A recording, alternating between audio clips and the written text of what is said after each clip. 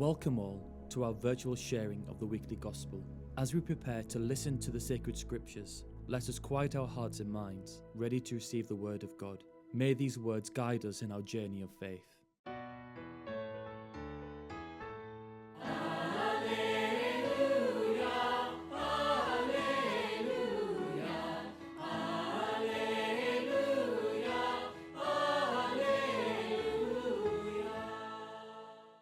I have chosen and consecrated this house, says the Lord, for my name to be there forever.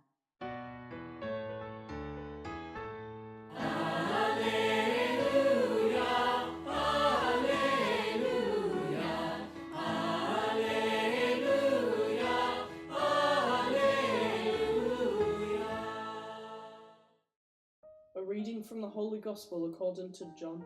Glory to you, O Lord.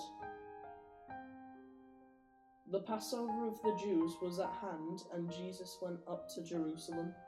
In the temple, those who were selling oxen and sheep and pigeons, and the money changers sitting there, and making a whip of cords. He drove them all out of the temple with the sheep and the oxen, and poured out the coins of the money changers, and overturned the tables. And he told those who sold the pigeons, "Take these things away. Do not make my Father's house a house of trade."